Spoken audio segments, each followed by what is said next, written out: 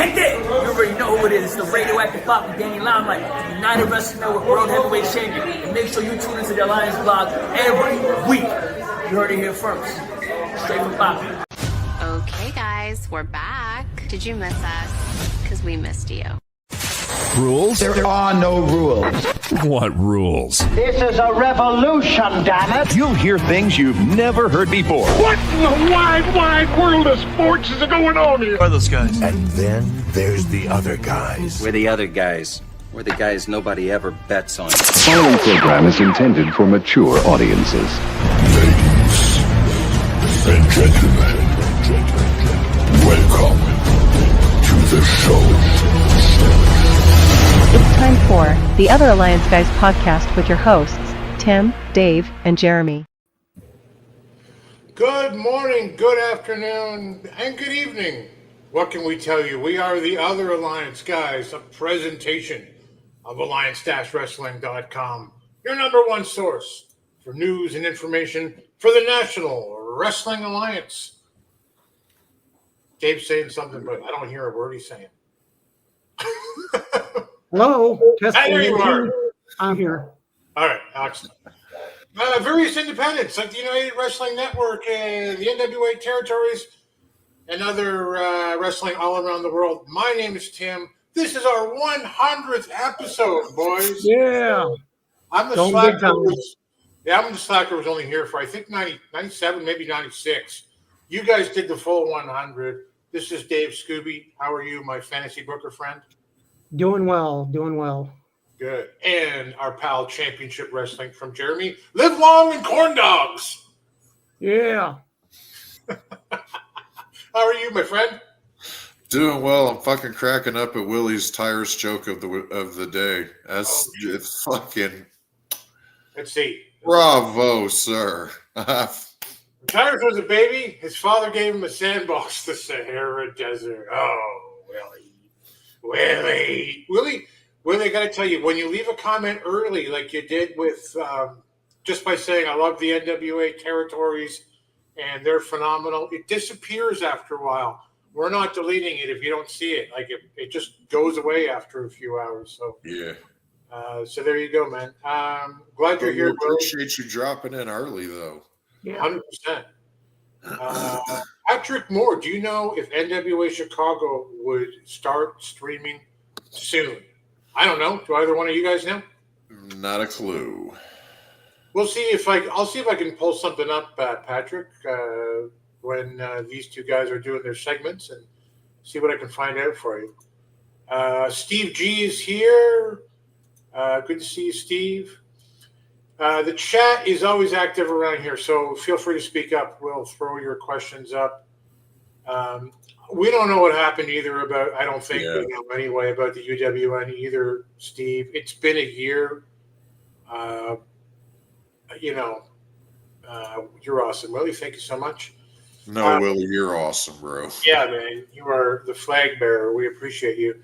They were supposed to be a show, as I understand it, that would have started by now. That's what I heard, and that's probably all I should say. But we'll try to report when something comes out.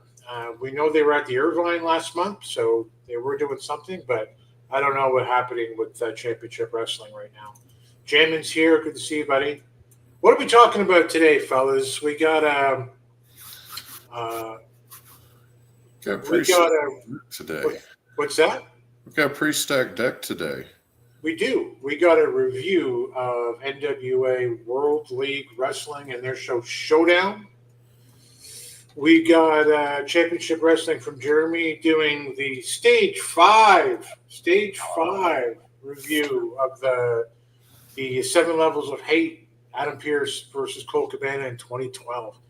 And Dave Scooby's going to ask us, our fantasy booker, asking us, well, not asking us, telling us. He's telling us this week.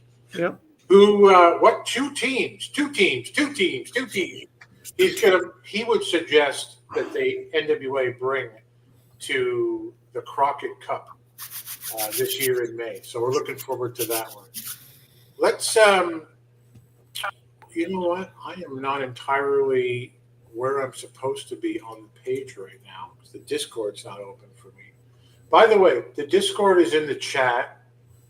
It's also in the doobly-doo off of YouTube down at the bottom. I pitched the Discord because everything happens in the Discord for us. Like, if you're in the Alliance fam and you want to know what anybody else is saying about anything, that's where it is. And if you want to talk about anything during the week at any time of the day, there's usually somebody that'll respond. Yeah. As literally at any time of the day. Yep. It that's amazes true. me at the timestamps that I see 1, 2, 3, 4 o'clock in the morning, and I'm just like, fuck. Yeah. Yeah, I'm not up there. No, I'm not. But some people are. Let's start off then. Let's do the NWA World League Wrestling Showdown review. Are you coming up? The cat is gonna make everything go away on the screen. I know. Hello, nice to see you. So this is our third foray into the NWA territories. We are looking at NWA World League Wrestling episode 264 from March 4th. There may have been an episode on Friday. I'm not entirely sure, but we reviewed it a little earlier than that. What is World League Wrestling? So as an overview, WLW was founded by Harley Race about 25 years ago. I got Harley all set up here today. Look at that. Look at this. Look at that. Yeah. 10 pounds of gold, baby. Look at that. That's awesome. Greatest man on God's green earth. That's right. The King. Handsome Harley. Greatest wrestler on God's green earth. It is the fifth territory in the NWA territories in the Lightning One era. I believe Camaro Jackson is still the heavyweight champion down there. But they may have changed that by now. I'm not sure. It's operated by Leland Grace, is my understanding. And Camaro Jackson, by the way, I'm pretty sure we saw him a couple of years ago in Power, or maybe USA when we were covering that show. Yes. Mm-hmm. Yeah. It's the home territory of Trevor Murdoch, former NWA World's heavyweight champion and World Tag Team champion. Chris Masters has been champion there. Ace Steele's been champion there. Rick Steiner was listed as a champion for one day. I don't know what that's all about, but they've had Ron Harris. They've had Butch Reed. Yeah. Way back 25 odd years ago. And Manny Barbarian. Yeah, they've all been champs. So that's not bad. They've got 3,300 followers right now, and I bring that up because I think that's probably something that's come out even though they've been broadcasting for 6 years, it's probably something that's been built in the last, little while since the NWA name was attached to WLW. Yeah. Looks like it kind of features stuff right out of Harley Race's Wrestling Academy. Yeah. And so the show, this is my first time seeing it. Have you guys watched it before? I had not. I've watched a couple episodes here and there, but let's dig way back. 99, 2000, I was in Springfield, Missouri, DJing and managing a nightclub named Remington's. It was a huge nightclub. And on Sundays, we would have wrestling. We weren't open as a nightclub. We were open as a wrestling hall. That Harley Race came in along with Gordon Soley. And that is where I first met Dave Marquez. He was the main interview guy, plus doing the TV stuff behind the scenes. And that's where I met tons and tons of wrestlers. And I was in charge of doing their entrance music. So it goes back just over 25 years. When they started, it was WLW. It was World Legion Wrestling. But the wrestlers had a problem saying Legion, so he changed it to League a year into being WLW. Nice. But it was amazing, and meeting Harley in person and his wife BJ at the time. if you thought Harley was tough, BJ was even tougher. I bet. I'm not going to tell it now, but did you ever hear the story about Harley and the midget in the car? No. Okay. After the show, remind me. Okay.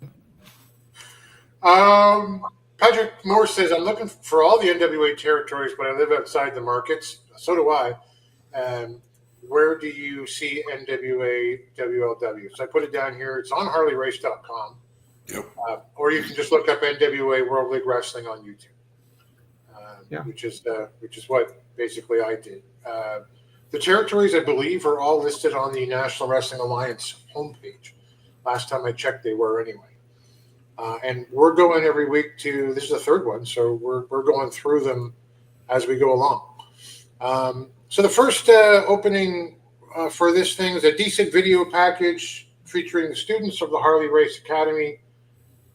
There's shots of some stars as well. You got Trevor Murdoch. You got Plunky, friend of the Alliance, Jeremiah Plunkett. They have their own unique music. I wouldn't say it's good, but I think it's perfect for the show that they're running and the demographic they got. I dug the music and I dug the transitions and all. It totally fit the vibe. Yeah, exactly. They use Harley's name on the apron, his image, and the greatest wrestling on God's green earth. And I think that's exactly right what you should be doing. Yeah. When you're promoting that.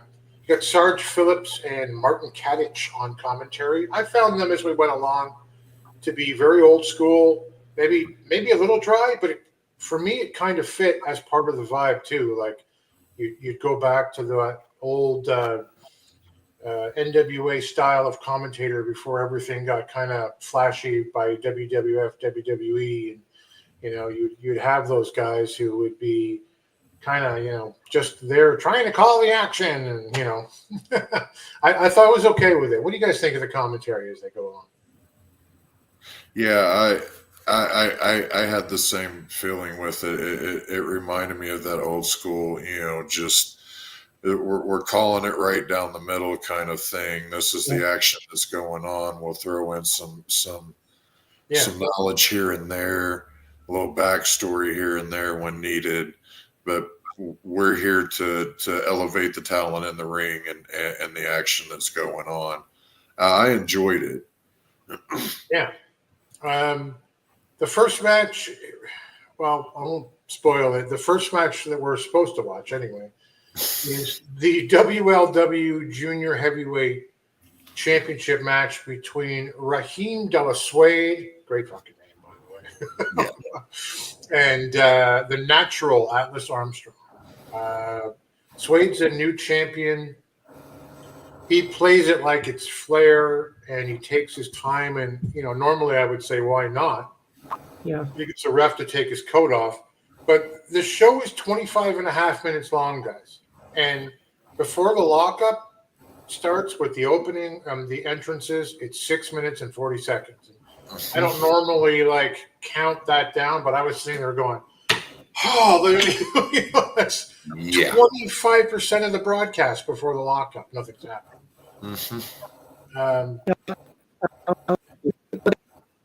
And I'm like, well, the full intros took a little longer in getting the match started. I know you want to walk around, parade around, but hey, let's get to the action. Yeah, that's exactly it. BKD, Big Chris Dog. He's not a fan. Never be a fan. Jamin is. He likes it, however. Yeah, listen, man, to each their own. Like Brian Zane says, like what you like, right? Yeah. So they lock up at 6:40, and then at 7:50, there's a break. We've had 1 minute and 10 seconds of wrestling right off the bat. There's a break, and it's a commercial that contains the same video package that I watched within the first 8 minutes of the show. Do you know what it reminded me of? What's that? A shortened down version of the opening of, and Willie's going to love this, most WWE programming. You get about 20 minutes worth of fucking bullshit talking and stuff, and then the action starts going, and boom, commercial break. Do you guys remember Rocket Robin Hood as the cartoon show?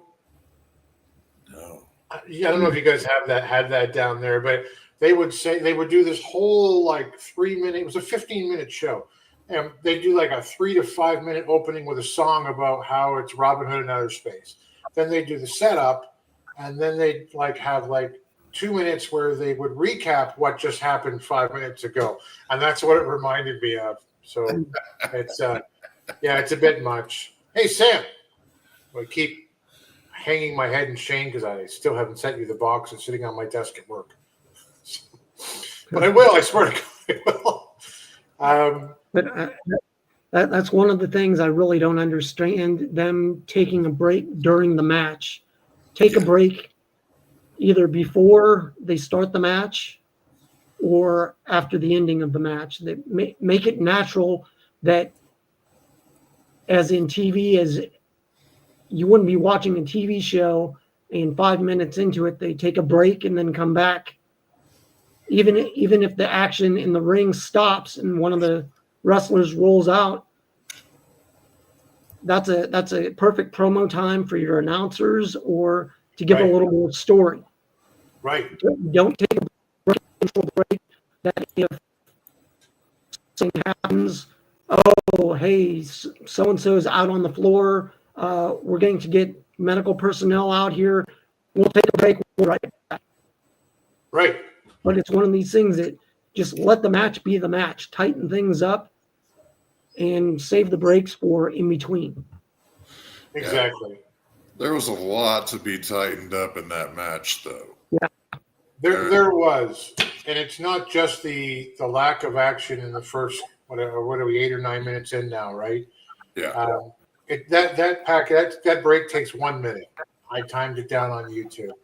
So when we come back, the boys are on the floor, just as the highlights. Atlas is, he's kind of power-based, but he's very agile. Yeah. Raheem, who's your world WLW junior heavyweight champion, is painfully slight. He's jacked, like he's cut, but he's painfully slight, which is fine for a junior heavyweight. By the way, as an aside, World League Wrestling junior heavyweight champion. I used to think, why would they call it world anything? It's a regional territory. That always kind of bugged me. But when you put the world in it, it almost kind of in my brain makes me think NWA World Junior Heavyweight Championship. I think that kind of helps the case in my strange mind. So Raheem's a true heel. He fights like one. He chokes Armstrong on the ropes, and then he does this thing where he does a photo op out on the apron as he's, laying to receive the 619 kind of position in the ropes. That goes a little odd. That was kind of funny. There is a terrible spot for me where Armstrong's on his back, and it's Dilla Suede's going up, and to do that elbow knee thing where he shifts. You're doing it. I cannot stand that. Fucking hate that. Either you make that distance as the leaper and get me where I'm at, or cover that distance, or fucking just roll out of the way instead. Whenever they're gonna do it. Which is what happened. And that's the thing too. Yeah. He gets into position and then he rolls out of the way anyway. I thought, why did you?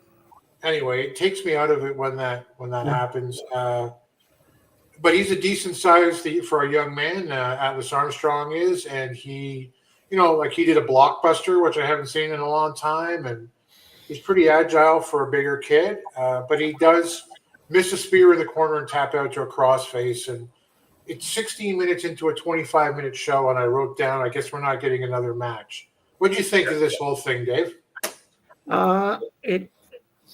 I mean, after the break and we got back, and it could have been tightened up some, but there was good back and forth action. They were out of the ring just a bit too long, in my opinion. I saw that the ref was counting, but that was like the slowest count. I don't know if they do a 10 count, but it's 1, and then 10 seconds later, 2. That, I mean, they're out there just way too long.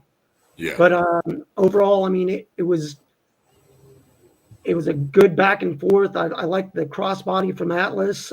It was a little too long going back and forth.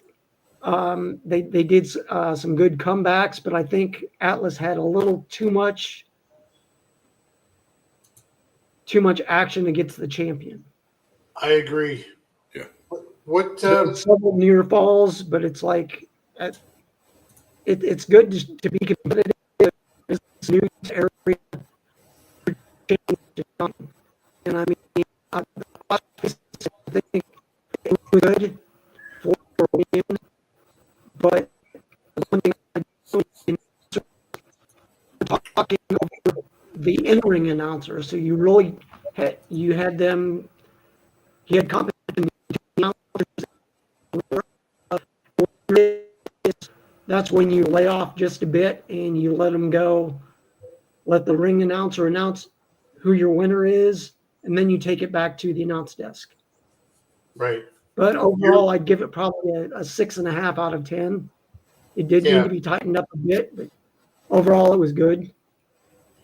You, I don't know if there's anything you can do with your signal, Dave. You're cutting out a little there, which is for, I don't know, just so you know. If I hope I didn't misspeak when Patrick says, I thought you couldn't call anything a world title unless it's the NWA title. I didn't mean to suggest it's the World Junior Heavyweight Championship. It's the World League Wrestling Junior Heavyweight Championship. It's regional, but because World is in their regional's name, it just kind of sounds like World Junior. I don't know if that was intentional or not. Alex Taylor, I think, is still your World Junior, NWA World Junior Heavyweight Champion right now, up on the big show. I also miss UWN. I know a little bit, and I hate to tease. No, I don't. I love to tease. But we'll have to talk to Jay before we do anything around that. Willie said Tyrus can leap in the ring as well. That motherfucker is not leaving the ground for anything unless it is by massive mechanical means. You get a Raheem Suede promo. Why? I'll let you take this one. Directly after the match, it looks like it was probably pre-filmed. He issues an open challenge to anyone in the back. What did you think, Jeremy? Tell me what you think. There were so many fucking odd choices in this that were just that choices. Different choices definitely could have been made. You gave this guy 4.5 minutes for his fucking entrance, and then you give him another 1.5 minutes after the match is over, right after like a 2-minute commercial break. Like you said, Lee, after the match was over, I knew if we were going to see a match, it was going to be some hinky shit where it got ended early, or we were not going to see one at all. And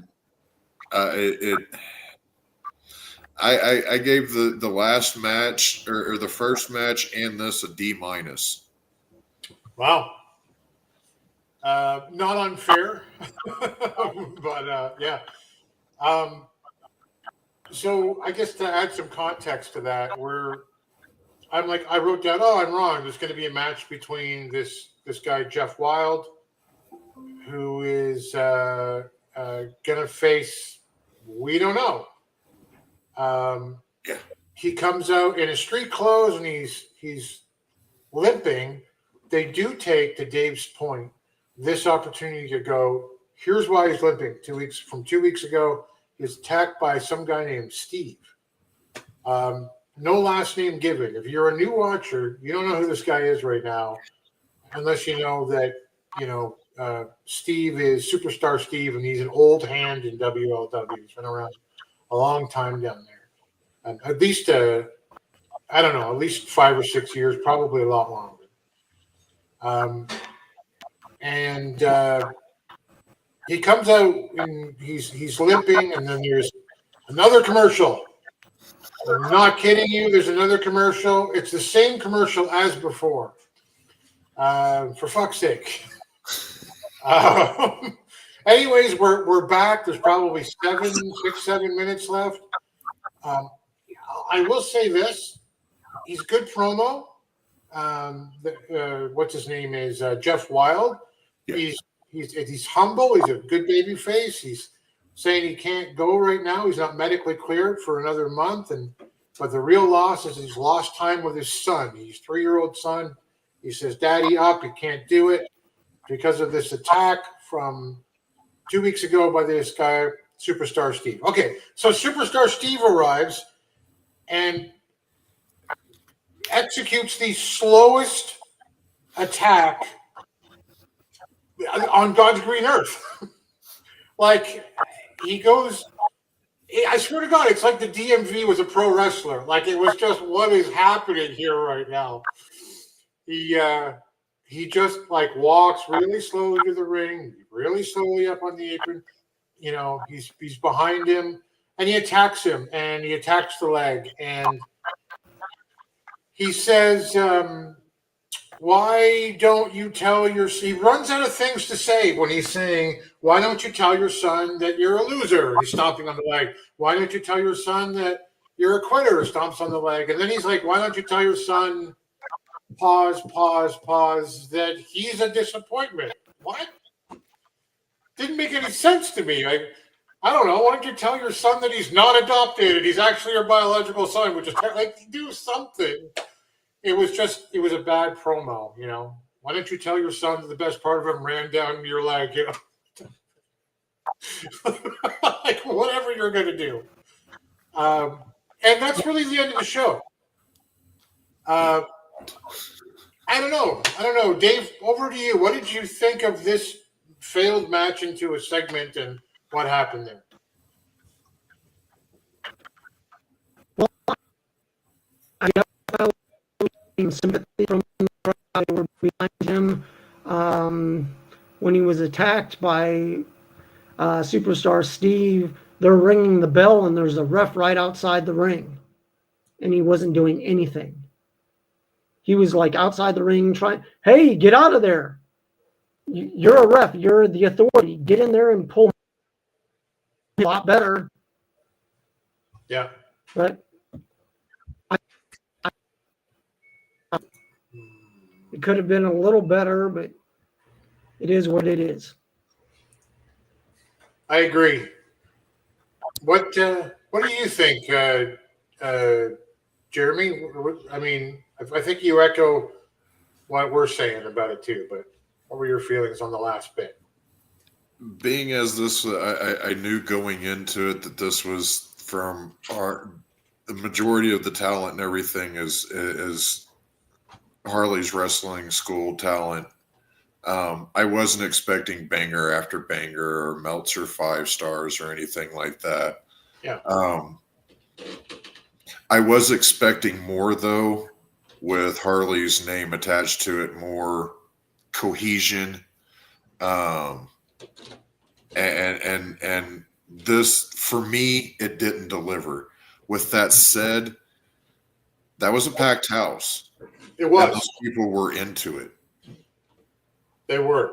And there were regulars. You could tell, even though I haven't watched it, you could tell there were regulars. They knew the people that were in the ring. They had shit to say to them as they were coming out and everything. So it for Troy, Missouri, and the surrounding area, that's a good whatever night out. You know, yeah. Pick up some burgers on the way there. Slop them in your face, get some wrestling in, get you a beer or two on the way home, hit the fucking hay. You know, cheap night. And that's the vibe, and that's awesome. Yeah. and it works for him, you know. So it again, I'm critical, but I will go back and I will watch, because again, it is Harley Race's legacy. You know, it's got his name on it, and his son is running it. So I don't want to shit all over it. I do want to give it another look and see. So I will leave it at that. What would you give it? Because we did it for the last two. We had like B's, B minuses, C pluses around there. What would you give WLW for their half-hour show? A D. A D. A D. What about you, Dave? Probably a C. It's that they have a lot of adjusting to do. That if they had somebody there just to tighten things up a bit, it would be better. But I mean, they could have squeezed some time in to maybe do another undercard match.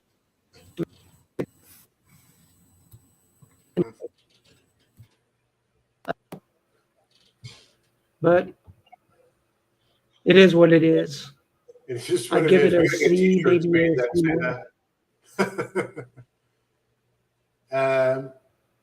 That's really it for the whole show for WLW. I mean, it was a 25-minute show. I split the difference with you guys between the D and the C. I wrote C minus. I did think the production was okay for an independent show. Lighting's a little dark. Sound felt middle of the road. Two floor cams and a hard cam on the one side. So that was another thing I was going to. There were a couple of moments where I was experiencing some motion sickness as they were out on the floor and they were shooting in between the turnbuckles and the post. Yeah. And the camera was kind of doing this, and I'm sitting there and I'm going, please stop. Please stop. I also am susceptible to that as well too. I go, yeah, very Blair Witchy for me. Yeah. But so we'll come back to it as we tour around the territories. Willie had asked any tag teams from other NWA territories in the Crockett Cup. Dave might touch on that, but it does make sense to see them come up, as I think that Patrick had said. It would be good to see them, but the Crockett Cup is one night this year, and which I always kind of thought it should have been, and I would expect there to be 8 tag teams plus the world title match. So I mean, I don't know how much Dave's going to tell us who they've got, who he thinks they ought to be bringing up for. It's expensive. Yeah. For everybody in that industry. Fans, promoter. Yeah, 100%. Someone's going to be driving in for sure. Yeah. That said, let's move away from the territories and our tour around there and go to the segment we like to call Championship Wrestling from Jericho. Attention, everyone. One. School is in session. Oh, boy, is this great! Let me talk to you. Let's get down to the nitty-gritty. It's time for Championship Wrestling from Jeremy. The nitty-gritty. Nitty-gritty. No nicotine here, Devin. No nicotine.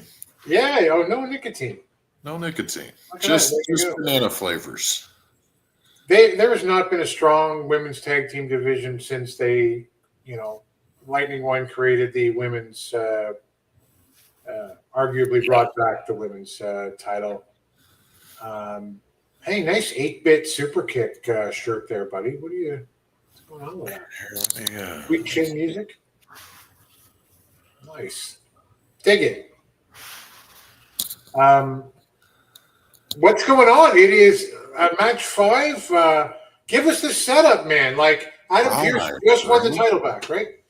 Yes. So Pearce won the title back in the last in the last match, match 4, level 4 of the 7 levels of hate. It was a 2 out of 3 falls, and still had the best twist swerve by having them both take the first pinfall, making it a sudden death that I still hope I never see happen again in another wrestling match. With that said, though, we now travel to the New England area for New England Championship Wrestling, August 18th, 2012, for level 5 of the 7 levels of hate dog collar match. And it starts out, and Adam's got his own personal ring announcer for this. And as the ring announcer goes to hand the mic over to New England Championship Wrestling's official ring announcer, he just drops it on the ground. And then the ring announcer kind of looks at it and looks up, and Pearce tells him, well, fucking pick it up. And then as the guy goes to, Pearce, just pure heel, just kicks it out of the way, makes him go scuttle after it. And then Pearce transitioned immediately from that to going after and telling off a Cabana fan in the crowd. And it was the cheapest, the absolute, I'm talking penny box candy, cheapest fucking heat, which in my opinion is the best heat to get. I don't want you. I want, as a heel, to get the cheapest. Fuck you, you piece of shit. I fucked your wife last night type of heat. Just the lowest hanging of fruit. That's how I want my heel to be. And I'm really hoping that I get to see that in the WWE. I hope that we get to see a heel Adam Pearce GM run. That would be so good. Because so far we've got kind of a passive Adam Pearce, which is good and fun. But watching this series of matches, I'm really longing for a heel GM Pearce run. With that said, I've seen numerous dog collar bull rope matches over the years, and that's what I remember of them. I remember watching them. I don't remember highlights of them or anything. It's a gimmick match. I appreciate them for what they were. I enjoyed them, but I don't remember them. This one will be no different in the grand scheme of things. I appreciated the effort that they put into it. The ring post bumps that those two took towards the beginning were great. They both held nothing back and went full on into those ring posts whenever they took those bumps. Pearce took that first bump, and you could tell he just, fuck it, we're going for it. And then Cabana picked up that ball and said, well, if you did it, I can do it too. And went face first, and you saw his nose mush to the side, and he held nothing back. And fucking kudos to them for that. Yeah. They sprinkled in some of the cliche spots like between the legs, wrapped up fist, choking with the chain, but they didn't overdo any of those spots. And I appreciated that. This wasn't a long match.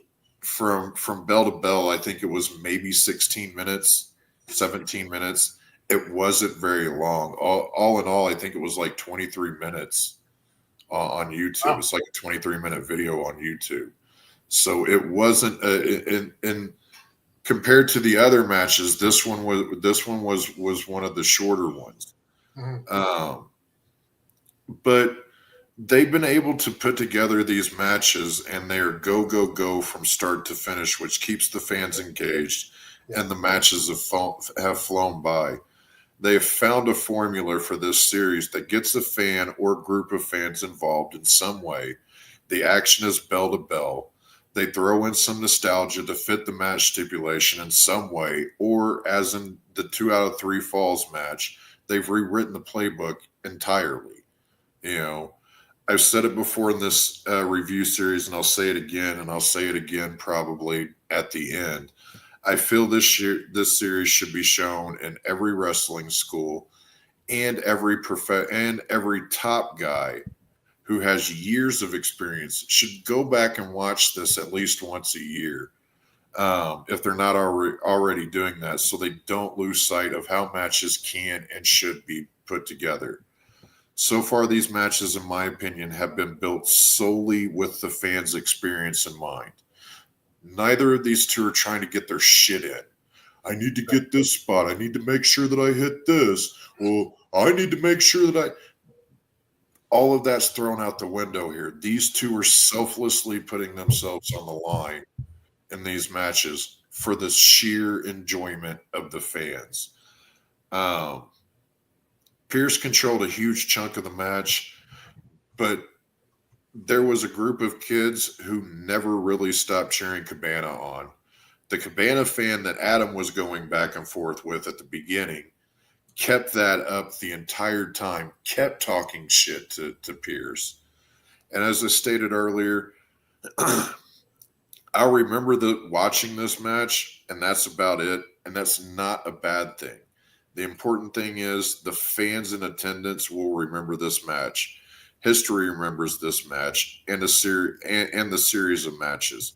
Not every at-bat is a grand slam, home run, or even a base hit, but the stat is still there in the record books. Same goes for this match. It was a base hit for me, but the previous have been home runs, and they still have 2 at-bats to go to get a grand slam. Next week, I'll be covering Level 6. It's a Texas death match from Salem, Oregon, September 13th of 2012. I thank you all for tuning in. I am Championship Wrestling from Jeremy, and I leave you with this quote. These are strange times. Reason which once fought faith and seemed to have conquered it, now has to look to faith to save it from disillusion. Johan Hunezinga. Very nice. I recall that there was a lot of sickness in one of these guys. One of them was down for the count not for the count. They wrestled 30 minutes. Like, I don't know how much time has passed between 4 and 5, but it wasn't a ton of time. And I wonder if it was a little shorter because of that. But like you said, so totally selfless, right? Yeah. It just putting it out. They're going out there. They're not trying to get any of they're not really getting their shit in like that. You know, they're building these matches. From my view, anyways, the way I'm seeing it, they're building these with solely the audience in mind. Right. Let's keep them involved. Let's keep this action going. And keep these guys entertained because they're the main event of the show. I'm guessing in all of these. So, you know, let's end this night on a high every time we go out and give them their money's worth. If no other match before us does. Yeah, you know, we're going to get there, and I won't spoil it, but obviously this is the 7 levels of hate, so there's going to be 7. Yeah. But what makes it especially better as they go along, like as a feud when it gets encompassed for me, is how it ends. And you know that, like, you'll see a feud, any wrestling feud you can think of, it'll go to a blow off and boom, it's done, and life goes on, and it's different here. Yeah. And you know, just because of how it ends. If you haven't watched it, go and watch it. I appreciate that. There is a lot of talk about WOW and other women's wrestling in the chat right now. I have a lot of respect for a lot of women's wrestlers. It was Camille, and before her Thunder Rosa in the NWA, that kept the NWA alive for me as a viewer for some lean times. When I was at 75, lucky enough to go there, Camille versus Natalia Markova was the highlight match. The spear off the apron through the table. So much respect. Ruby Reyes is mentioned here. Yes. Everybody knows, like, when I was watching the NWA, I loved Max the Impaler. I thought they were great. I know that they're still there. Santana Garrett fantastic. All this is a lead up to say I'm not a big fan of ladies wrestling, women's wrestling. I'm saying all these nice things about the people doing it, but the booking's always so bad. That it's not the same for me. It's the same reason that if I don't know, if I were watching hockey, I don't watch women's hockey. The one thing that I don't that I've never been able to wrap my head around whenever it comes to women's wrestling, especially when it's all women's wrestling, an all women's wrestling product like Glow, WOW, Sukeban, the Japanese promotion that popped up, I think a couple of years back, has been doing pop-up shows. They always want to go towards a gimmick. It just straight gimmick. Like I can't even think off the top of my head, but it was just always gimmick-based characters, and I never cared for gimmick-based characters like that. Yeah. The reason I guess I brought it all up, guys, is I'll ask you, Dave, because Patrick says, would WOW work as an NWA territory? And what do you think?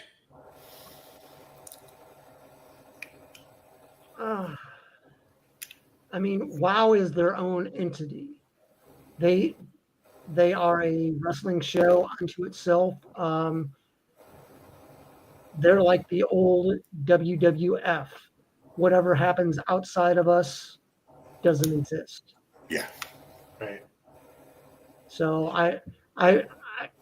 it'd be great if they were willing to work with the NWA, but I just don't see it happening. They're on their own little island. Yeah, even if they were, as you say, willing to do that kind of stuff and, suddenly recognize, I don't have much interest. But hey, I'm not watching it. You guys are clearly loving it. So you got your finger on the pulse of now, and I don't. So more power to you.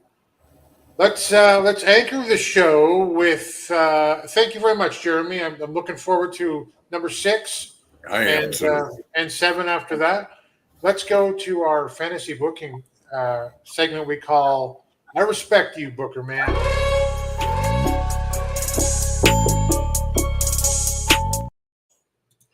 Dave, what 2 tag teams from outside the NWA would you invite to the Crockett Cup? Uh-oh. Well, thank you, Tim. Oh, wait. You hear me, Dave? Oh, yeah. Great.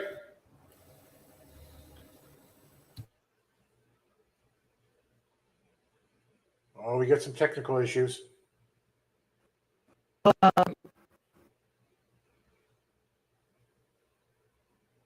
me try to stop my cam. Who are or should be in the Crockett Cup. This is one of those things that you have your 24 Crockett Cup winners, the Southern Six, Kerry and Alex. Knox, your 23 Crockett Cup winners, Blunt Force Trauma, along with Aaron Stevens. You have the Immortals, former U.S. Tag Champs, Country Gentlemen, and Daisy Kill and Talos. We have a couple other tag teams here and there, but those are the main 6 that are in the NWA currently that I'd have at the Crockett Cup. I'm not sure if they're doing a build-up where they do play-in matches or how they're going to do Crockett Cup this year. But I'd do 8 teams. So you have 6 already. You have the Slime Balls, who some people like, some people don't. And you have the new tag team of Alex Misery and Gags the Gimp. I'd have those guys do a match to do a play-in for a spot, but then have a double DQ and then set up a feud for them that they could go bounce around the territories and fight each other for a chance at somewhere down the line going after the U.S. tag titles.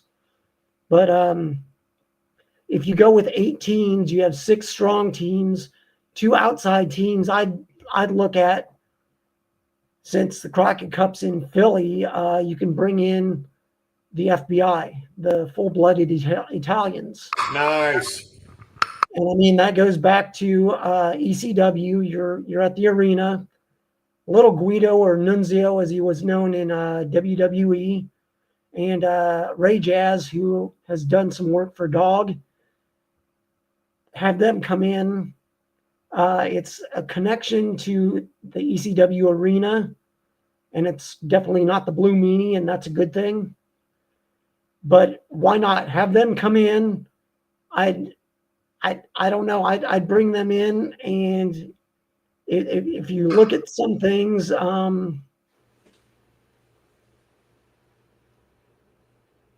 don't know. A couple other teams I'd like to bring in that have a connection to the NWA, the Andersons, Brock Anderson and CW. They're currently tagging in MLW and AML. They're the current tag champs there. They have a connection to the old NWA with Arn being Brock's father. Have Arn there as a manager. He's their spokesperson. He can do the talking. That'd be a connection to the old and the new. C.W. Anderson was in the first couple seasons here and there. So why not bring him back? I mean, they have a good, strong working relationship with these wrestlers and these wrestling organizations. Maybe, I mean, AML, we've had several talent from the NWA work there. So, I mean, Colby Carino works there. The Dawsons, who were in the NWA in their early days. Why not?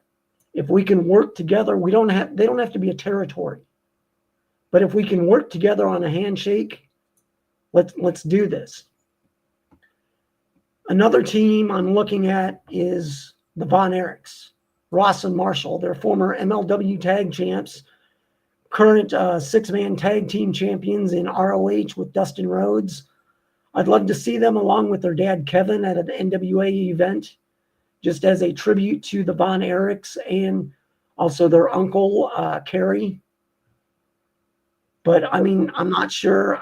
It's one of those things that Tony Khan still may have a heart on for what happened at Empower. So, I mean, I'm not sure if Tony Khan would play nice and let them appear for the NWA. It's one of those things that name-wise, recognition, Von Erich, that would go great, putting them in an NWA ring. It would. And I mean, it's one of those things. It also goes, I mean, I'm not sure about Tony Khan. He lets his wrestlers do outside wrestling, but to me, he's just a prick. He's playing with his toys, and sometimes he wants to play with them all by himself and not let anybody else play. So it's one of those things that, I don't know. The same goes for my final pick. My dream pick for Crockett Cup, whether it's this year or in the future, FTR, Dax and Cash. They're as old school as you can get. They're currently in AEW. They've done just about everything in wrestling, but they've had nothing to do with the NWA. And them being Crockett Cup winners, just like a couple years ago, Briscoe brothers. It would be a feather in their cap. It would add to their story that they've held tag team championships everywhere, and the Crockett Cup would just be, like I said, a feather in their cap.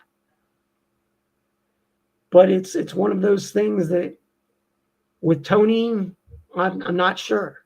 I'd love for any of these teams to be involved, but my pick would be the Andersons. As like I said, they have a connection to the NWA going way back to the Four Horsemen in Georgia Championship Wrestling. NWA current talent. They've wrestled for AML, including our champion, Tom Latimer, Colby Carino, Dawson's former tag team for the NWA. And like I said, the FBI, they're ECW favorites. Being in Philly, it only makes sense. I'd have both those teams come in. And I mean, the Andersons can win 1 or 2 matches, but it depends on who you want to win. Right. That who you want to build. And if they're able to work with the NWA, I'd have the Andersons win. I'd have the FBI come in, and like I said, I'd have them lose their match, then interfere in the next match that involved whichever team they lost to, and have them end up costing that team the match. So then it works that somebody moves ahead and somebody steps back to go into the Crockett Cup, that it knocks it down. That if you have 8 teams, you go, okay, there's 4 matches there plus a buy-in. If the buy-in's a double DQ, that's cool. That's 5 matches. You have a couple more matches with your top 4. That's 7 matches. Then you have your finals. That's 8 matches total. So it's not that many that if you do 12 or 13 matches, you still have time to have your champions and some grudge matches. Yeah. That you could have your national champion. You maybe don't have to have a TV title. You could if you wanted, but it's one of those things that Billy's going to pick and choose what goes on at the Crockett Cup. You're going to have a couple championships defended, and that's going to be a good thing. I'm looking forward to seeing Rhino Russell. I've loved that they're bringing him back for Crockett Cup and him going against Tom. So we'll see where they go. But I mean, my pick would be bringing the FBI and bringing the Andersons. You have history, legacy, and tradition right there. Although it may not be directly with the NWA, in the arena, you can make some history and just build on that. That you always, FBI, whenever they've come to the arena for whatever wrestling organization I've seen, I mean, they've been there for Battleground Championship Wrestling. They've been there for ROH. They've been there for MLW. They always get a response. So it's one of those things that I'd have FBI and the Andersons come in, and they don't have to win, but I think it's time either the Immortals go over or you maybe push Daisy and Talos. I'd be okay with either. And I mean, it's one of these things that the Country Gentlemen have the tag belts right now. They need to go on a tear. They don't need the Crockett Cup. They could use it, but they don't need it. They have their by the book. They're with their dad. They need to make the rounds and hit all the territories and defend those belts. Build up the tag teams out on the territories to possibly bring in next year for the Crockett Cup, or have a territorial Crockett Cup next year. Have a 2-day, have a NWA Crockett Cup and then a territorial Crockett Cup. Then your winner of the Crockett Cup territories makes their way into the NWA. Yeah, why not? Right? Yeah. Why not? Yeah. Yeah. You could do exactly like that. Sorry to cut you off. You could do something almost exactly like that. You pick 8 teams we all know, and then each one of the territories is, you can find 8 out of there, ends up having their own little, however they want to do it, their own little tournament or blow off matches to send the teams out to the Crockett Cup. Yep. Yeah. I mean, that way you could still have some tag matches at Crockett Cup, but it doesn't have to involve all the teams, and it doesn't make you have to, the Immortals may win, but they eventually have to lose. The Country Gentlemen may win their opening match, but they eventually have to lose to get to a winner of the Crockett Cup. Have these undercard teams from the territories in the Crockett Cup to build a name to make their way to the NWA. Right. That if they make a top 4 with a NWA tag team, hey, there's a chance that they could possibly move up to the NWA and go after the US belts. They don't have to win. They just have to have a good match. Right. They don't have to go over. They need to get over. And that's how you do it, by wrestling a well-known team and showing that you can hang with them. You don't have to win. You just have to keep up. That's right. No, I think you're bang on with all that stuff. You got a bunch of people in the chat giving you suggestions. You've already suggested some of them. Pillars of Destiny, are they out of AEW? If it's AEW, I guess they could be back, right? Motor City Machine Guns are WWE though, aren't they? Yeah. Yeah, they're not coming. Wolf Zaddies, I love the Wolf Zaddies, but yep, would love to see them. Me too. That's a UWN or I guess MLW kind of connection right now. The North, sure. Yeah, the Stew Crew, the Dawson Brothers you mentioned, the Von Erich boys. We've been calling for them for a few years now. Like since we started, we've been wanting them to come in. Yeah. Yeah. Ross and Marshall are fucking phenomenal. Did Sinister Administrator leave NWA? Not that I know of. I think he's just not on TV right now. He probably has karaoke he's doing, so who knows? There you go. Hell of a lounge act from what I hear. I'd love to go see him. If what I hear is true, I love a good lounge act. So yeah. 100%. That'd be great. The Cheese and Mike Orlando. The Cheese? I guess Archer and Smith, right? Yeah, I don't know. They're not. I mean, Killer Elite Squad. Yep. Yeah, Anchors Away. Wow, it's been a few years since I saw Anchors Away in UWN. Yeah. As Sam says, Smith is busy in Japan at the moment. Welcome, Hassan. Nice to see you. The Sato brothers. I wonder if there's that's kind of I wonder if there's an opportunity to get something, going along those lines. But you called it too, Dave. Like Rhino's coming to, he's challenging, as we know, Tom Latimer, May 11th at the Crockett Cup. And a little bit off topic, but it is Crockett Cup based. Do you know, or do you think there is a snowball's chance in hell, given that it is the ECW Arena, 2300 in Philly, that he is a former NWA World's Heavyweight Champion? I see all the comments.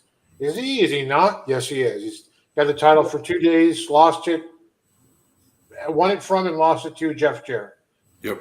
Held the title for Tommy Wildfire, Rich kind of length of time. Sam Retro says, hell no. He has not retired. He's been wrestling 30 years. What do you guys think? I wouldn't be surprised if he walked out with the title.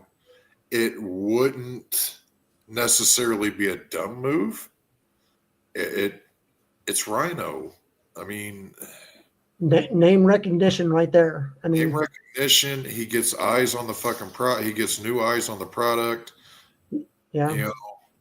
Not with TNA anymore. So he's a former champ. I wouldn't be mad at it.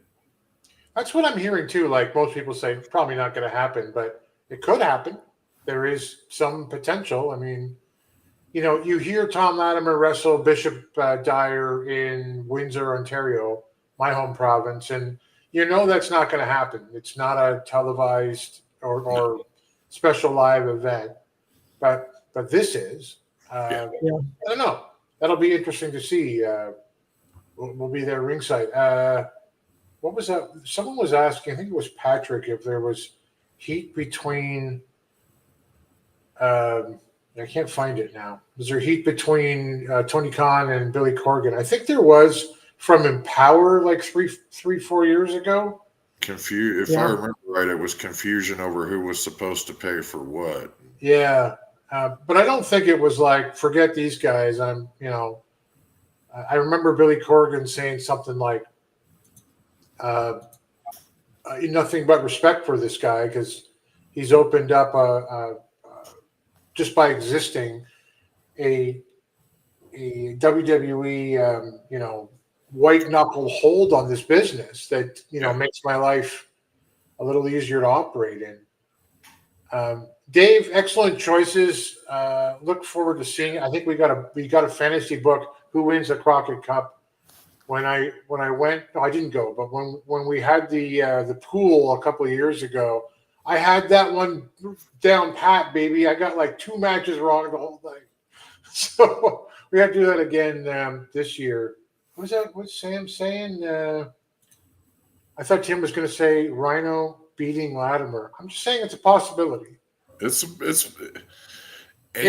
anything's possible on any given Sunday. If it's a 0% chance that Bishop Dyer is going to win the world title, it's like a 2% chance that Rhino's going to win it. But if you're going to shock the world, Chris says, can we get some interesting singles matches for the Crockett Cup? No, it's not what the Crockett Cup's about. No, I love tag team. Honestly, I feel that there shouldn't be a world title match on it. It should be the tag titles that are highlighted on it. Traditionally, it's all tag, and then it was Ric Flair versus Lex Luger, Ric Flair versus Barry Windham, whatever, and then the finals. I love that. That's amazing. I'm happy to see Tom and the Rhino go second last and just see what happens there. Yeah. Even if it steals the show, I'm good with that. I've always wanted to see something where someone from the pre-Lightning One era wins the NWA title. Yeah, I could see that. I mean, it was Chris Masters a few years ago that we all kind of hoped for. Yeah. But I don't know, guys. Willie says, I wish that the Gun Show Brett Michaels and Big Swole Justin Cole were in the NWA. Jeremy's shaking his head. Keep Brett Michaels away from the NWA, and Big Swole, cool. Keep the fucking Shaker Cup away. There's a world-ending plague going on in that thing. I am completely convinced of that. Oh man, is he still on that show? I have no idea. I haven't watched it. I know that I think Brett still has his stranglehold on them. The last thumbnail that I saw was boom. So he's still there. I don't know what Justin Cole's doing though. I haven't watched it in a while, so I don't shit all over it. Yeah, missed opportunity to put the title on Jack Stane. Well, Jack Stane was the NWA World Heavyweight Champion for a period of time. Yeah. Before the Lightning One era. We all miss Jack Stane. No more than than the Alliance itself. Who he was J. Cal called him a friend and misses him dearly. And boy, his presence sure is missed in the ring. What a physical specimen that guy. Right. The fact, though, Willie, is that Brett Michaels if he is the Memphis Heritage Champion, and he's doing what I want to do right now. If that's the case, I appreciate you, Dustin. If you happen to be watching this, I appreciate you. Get that fucker gone. Just how much of a good thing do we need here? The reason we stopped watching it, other than just it needed a lot of work, was the fact that Fat Jitsu, help me out. Yeah. Oh fuck. Cake humor. Cake humor. He did win that belt eventually, but when we were watching and excited for the first match, it was if I remember correctly, a clean gun show victory, and I was just like, you got the wrong guy. And it wasn't even quick and clean at that. Yeah. I don't even know if they're affiliated with the UWN anymore. When they were, they never mentioned it. So yeah, I don't know. Who's going to the ECW? The ECW 2300 Arena in Philadelphia for the Crockett Cup. If you're going, you're in Denver. What are you going to do? I would love to go just for the simple fact that it's at the 2300 Arena. That's something that I've never experienced. I've never experienced a Crockett Cup either. So it would be two bucket list items, but I got other obligations. Yeah, I was pegged for last year and I did not get to go. Work said no. Mm-hmm. And they were paying for the whole thing, so that was good.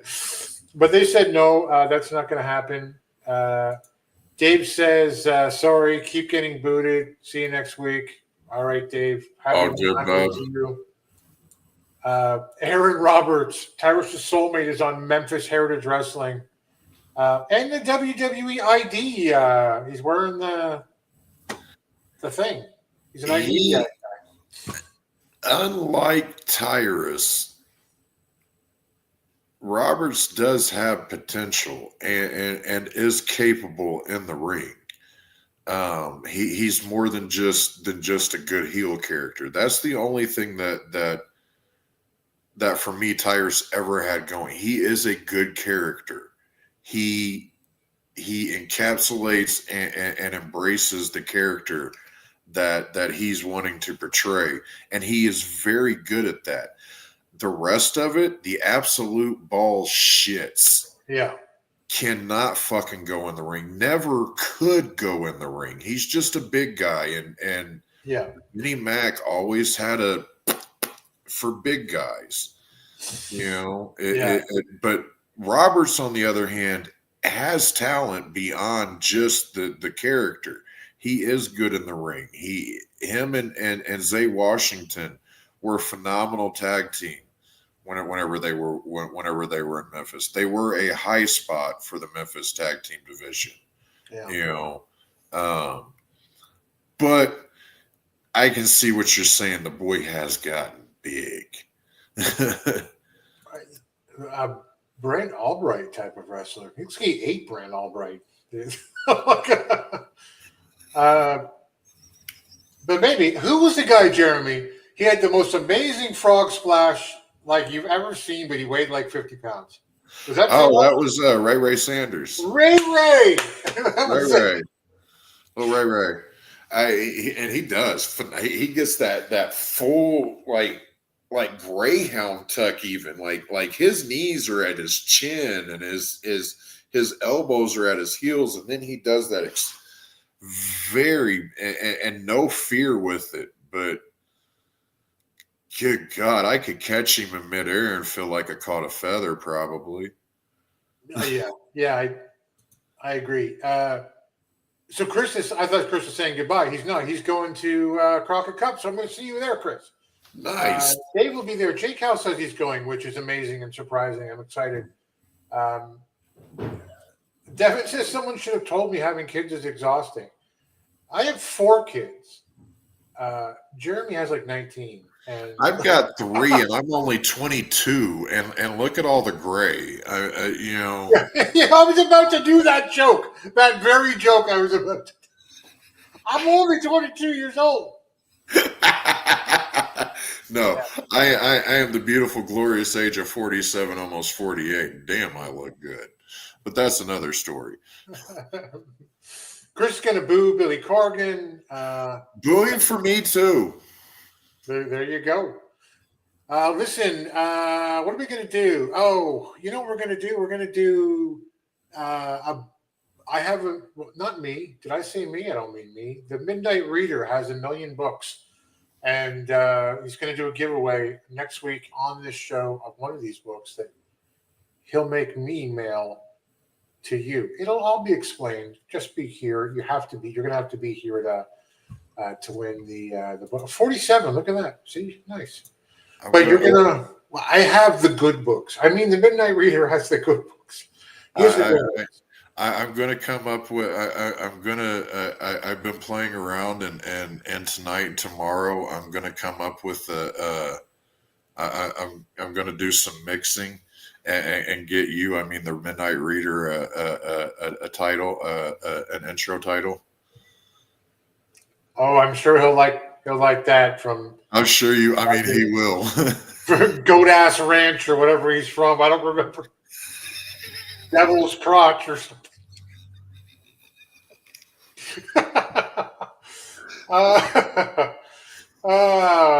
It's good times. I always wondered if two friends could have separate rosters for self-continuity like UWN and Memphis. Memphis, because last time I checked, is part of UWN. It's a network. It has, at least it did a year ago, 4 feds in it. If you probably mean Hollywood and yes, because they had Danny Limelight take the UWN title to Memphis. Yes, they maintain continuity, but they retain their anonymity. Right. Okay. Let's wrap it up. What do you say, buddy? Okay. I gotta go to the grocery anyways here in a minute. So there you go. Where can they find you on the socials? I've updated this. You can find me on the socials, Facebook at Jeremy Miller, and I am on Blue Sky at Alliance Jeremy, I think. Yeah. I posted on it today. I posted the link for the show on there today, and I can't tell you what my screen name is on it, so I need to rectify that. Yeah, I'm struggling with Blue Sky because there's not a lot of people on it, and for me, I'm only on Blue Sky. Yeah. I am essentially off all social media other than Blue Sky at Alliance Gold. We're trying to do a little bit of belt stuff, but I don't really care about that stuff anymore. Most important, well, Dave. I can't forget Dave. Dave Scooby. He's on Instagram. He's on X. He's on Blue Sky at Dave Scooby. I think on TikTok at Dave Scooby 1. Yeah. And most importantly, Alliance Wrestling at the Alliance blog on all the social medias. Did you know that we broadcast on Kick right now? We're on Kick. Really? Yeah, we're not on X anymore. We're on. I heard on Kick you can say stuff like shit and fucking damn. Yeah, but we're also on YouTube. Yeah, after 15 minutes you can say that stuff and still stay monetized though. That's right. So shit, fuck damn.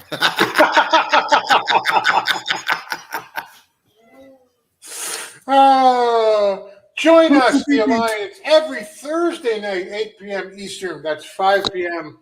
on the left coast. Pacific. For the Alliance Guys podcast, who were the inspiration for us, with J. Cal, DKM, and Jaden. And then every Tuesday at 5 p.m. Eastern, 2 p.m. Pacific. Well, not every Tuesday, right, Jeremy? This is the last Tuesday. This if you have seen the posted or the scheduled link in the YouTube timeline, you will see that this is more than likely the last episode of the pre-party. I blame Billy Corrigan, as you should too, for giving us a shitty product to watch every week. I personally blame Rolando. I don't know why. I just pulled that out of my ass right now. he carries a lot of blame too in this. He probably does. So that was our 100th episode. Thank you all so much for being here. We appreciate the kind words. You guys are the ones that make this great and fun. Yeah. I love talking to you guys, and I know Jeremy and Dave do as well. So until next time, we'll see you at the matches. Thanks for joining the stream. This has been a presentation of Alliance-Wrestling.com. We genuinely appreciate your support. Would you consider subscribing so you'll never miss a future episode? I'd also like to remind you we do a live stream every Tuesday at 5 p.m. before NWA Power. You can find us on social media at The Alliance Blog. And until next time, we are The Alliance.